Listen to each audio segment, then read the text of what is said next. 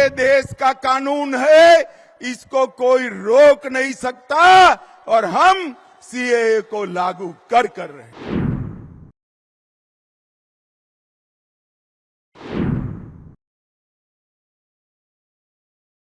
सिर्फ नफरत और ध्रुवीकरण और चुनावी एजेंडा बनाना एक उनका मकसद है। उनका एकमात्र उद्देश्य होता है हर मुद्दे को हिंदू मुसलमान में बांटना।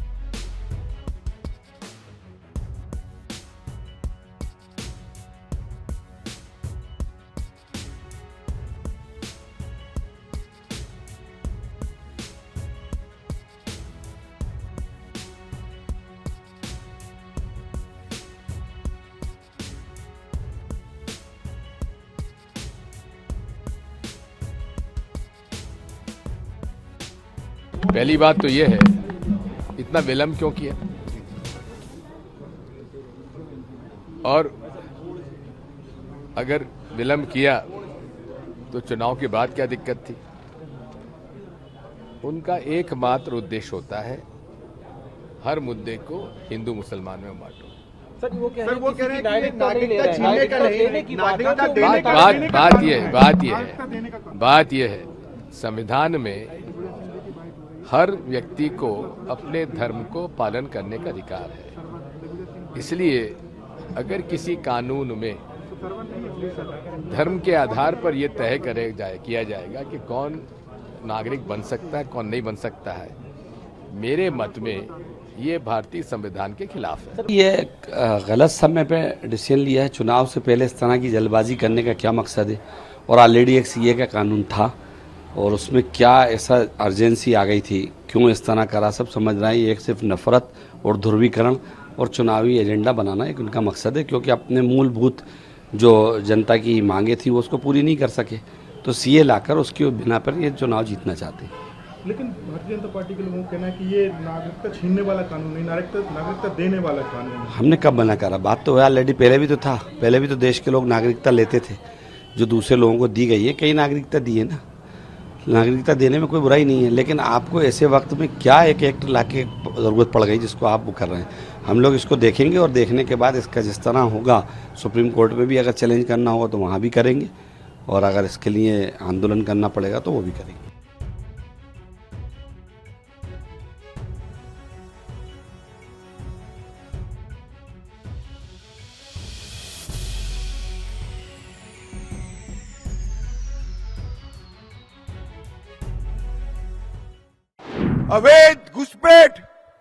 अवैध घुसपैठ चरम सीमा पर। आसाम की जनता ने भाजपा सरकार बना दी। आसाम की सरहदों से परिंदा भी पैर नहीं मार सकता। और बंगाल में सोशल मीडिया पर कोई रख रहा है कि अगर घुसपैठ कर आए हो और आधार कार्ड चाहिए, वोटर कार्ड चाहिए, तो इस नंबर पर संपर्क करिए। बंगाल पुलिस चुप। मुझे बताओ भाइयों बहनों, जिस राज्य में इतनी घुसपैठ होती हो वहां कभी विकास हो सकता है क्या? जोर से बोलो, हो सकता है? और इसीलिए ममता बनर्जी सीएए का विरोध कर रही है, सीएए कर नहीं दे। मगर मैं आज इस सभा में कहकर जाता हूं, ममता दीदी, सीएए देश का कानून है, इसको कोई रोक नहीं सकता और हम सीएए को लागू कर रहे हैं।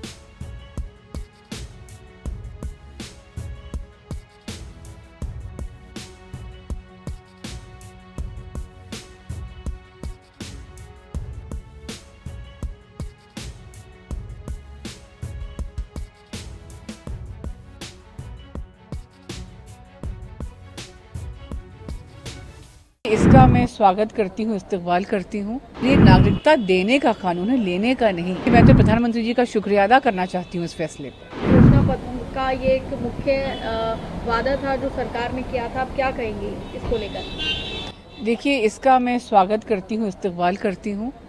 और ये नागरिकता देने का कानून है, लेने का नहीं।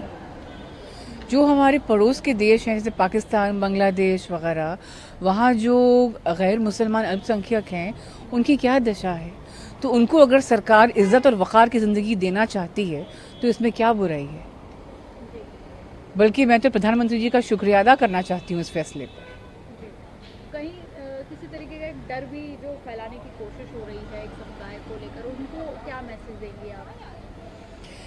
देखिए, मुसलमान समुदाय को या फिर मुसलमानों को इससे कोई खतरा या किसी तरह की कोई परेशानी नहीं होने वाली है। 10 साल से मोदी जी सरकार चला रहे हैं।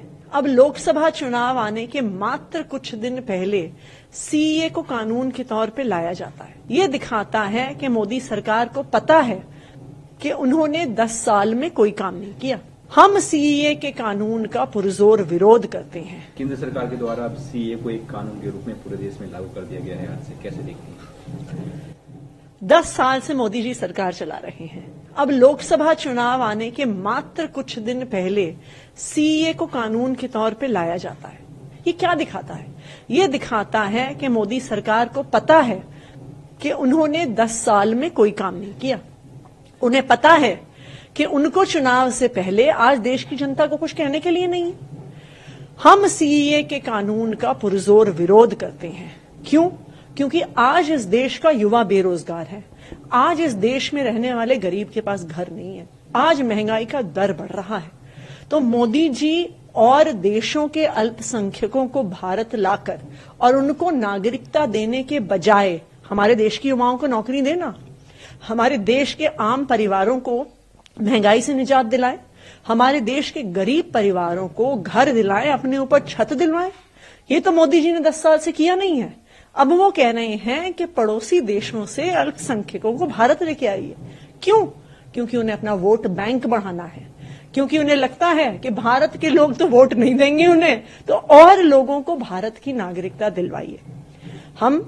मैं फिर से कह रही हूं, सीएए का पुरजोर विरोध करते हैं और हम चाहते हैं कि पहले मोदी जी हमारे देश के लोगों का ध्यान रखें, उन्हें महंगाई से निजात दिलाएं, बेरोजगारी से निजात दिलाएं। 2019 के जब चुनाव हुए तो हमने मैनिफेस्टो में इसको रखा और हम इसको पूरा कर रहे हैं, लेकिन ठीक चुनाव से पहले क्या मंशा है सरकार की?